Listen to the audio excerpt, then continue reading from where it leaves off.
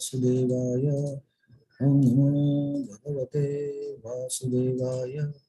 Om Namo Bhagavate Vasudevaya. Namo Om Vishnupadaya Krishna Prushtaya Bhutale Srimate Bhaktivedanta Swami Nidhamini Namaste Saraswati Devi Gauravani Pracharini Nirvishesha Shunavani Paschatya Desatarine Jai Sri Krishna Chaitanya Prabhu Nityananda Shri Advaita Gadadhar Srivasadi Gaur Bhaktarunga Hare Krishna Krishna Krishna Hare Hare Hare Rama Ram Hare Hare Mukham Karoti Vachala Pangum Langate Girim Yatkupatam Bande Shri Gurum Devi. Hare Krishna. So today we see verse 25. Krishna is talking about Om Tat Sat, how it represents the supreme absolute truth, and also is giving the connection with the elevation to that platform, how this can be done. So yesterday we saw about Om, that anyone who tries to do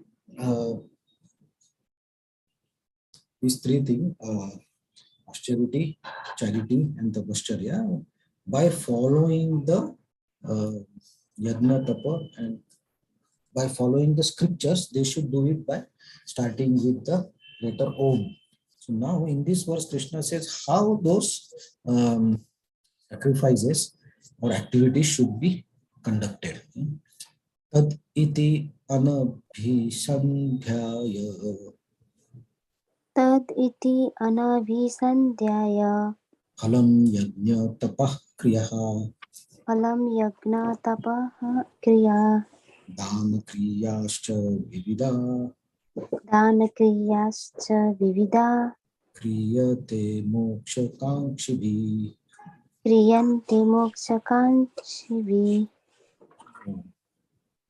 Tad iti anabhisandhya. Phalam yajna tapah kriya. Dana kriyascha vividaha. Kriyante moksha kankshibhi.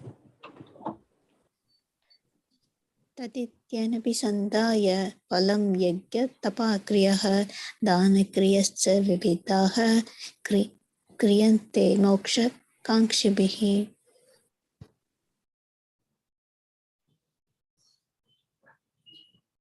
Translation. Purport: without desiring fruitive results, one should perform various kinds of sacrifice, penance, and charity with the word Tat. The performance of such transcendental activities is to get free from material entanglement. Purport: to be elevated to spiritual position, one should not act for any material gain. Acts should be performed for the ultimate gain of being transferred to the spiritual kingdom, back to home, back to Godhead.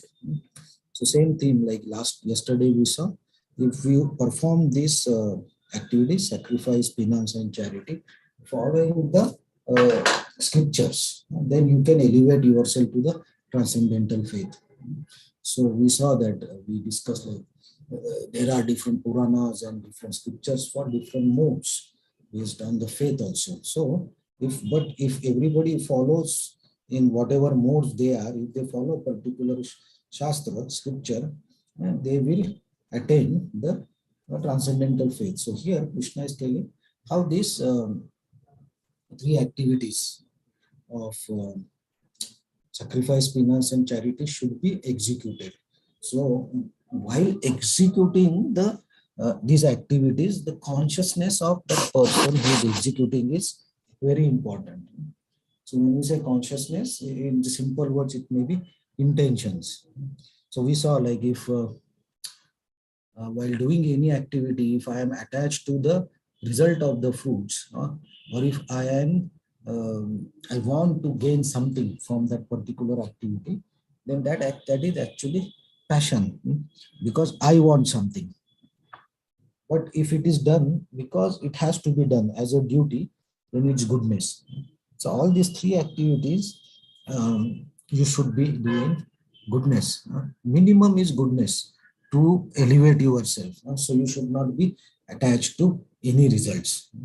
Once you are not attached to the results, then actually your development to the transcendental faith starts. So till we are attached to the results and want to, when we say attached, it is just actually means we want to enjoy the fruits of that particular activity. So when we are attached to enjoying that results, then there is still it becomes in the modes of nature, goodness, passion, or ignorance. But when you are attached, actually it is passion. So the minimum thing that we should follow is while doing this austerities, sacrifice, penance, and charities, we should not expect anything for ourselves. We should do as it is specified in the scriptures. So what happens with this, when we are not attached to the results of the food, then actually the chain by which we are entangled in this material world breaks. So if like action and reaction, right? So for every action there is reaction. So when I'm attached to the results of my activity, actually I get the results, I enjoy the results, and by enjoying I create some activities again, I create some actions again. So for that action there will be reaction. So this chain of processes keeps continuously going on. Life after life, it's going on, and we don't know from when until when it will go on. But at certain time, when we have the proper knowledge, and then we think, okay, now I am not attached to, I'm doing the same activity, but I have changed my consciousness. I don't want anything to enjoy. I don't want anything for me. I don't want to enjoy any result of this.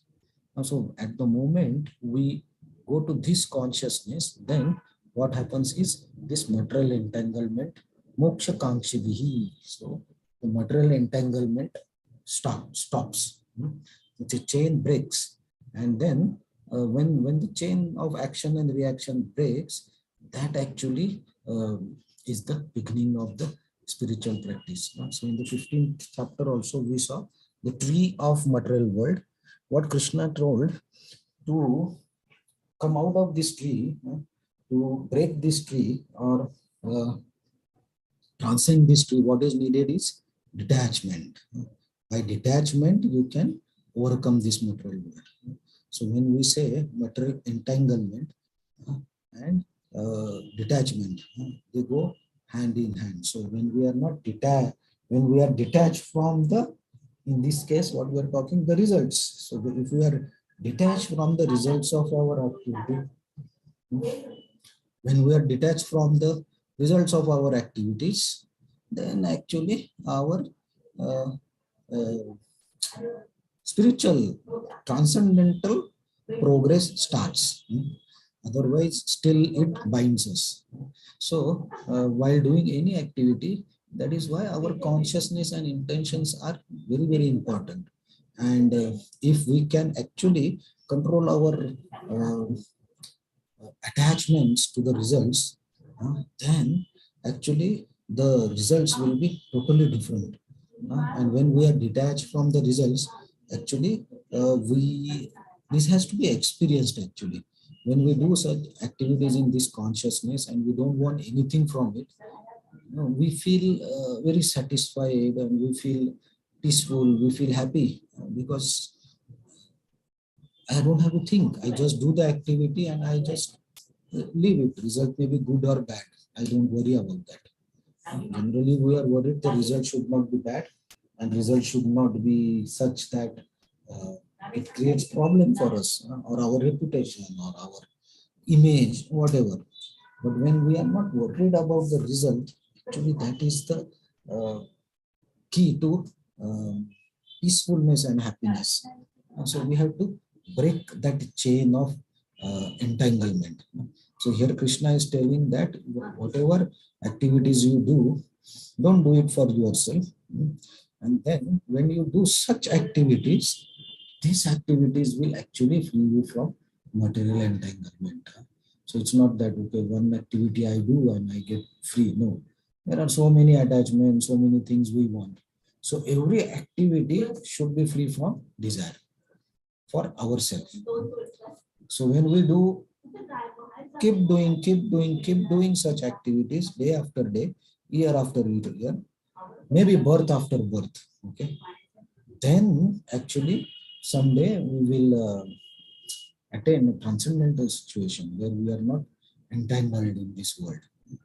So this is a continuous process, and this has to be practiced continuously. We cannot say only once. It has to be done every day in all the activities. So this is how this sacrifice, penance, and charity should be done. So now Krishna in the next 2-3 verses actually concludes this chapter, stressing this point of being free from the desires. So we'll see that maybe tomorrow and day after tomorrow. Okay, Hare Krishna. So I was just thinking that if we can complete the 17th chapter, that will be good. And because now this golden week will be coming, I don't know everybody's schedule. So let's see. Let's complete this chapter and then we can decide. Hare Krishna. Thank you very much. Hare Krishna, thank you so much. Thank you, Hare Krishna. Hare Krishna. Thank you.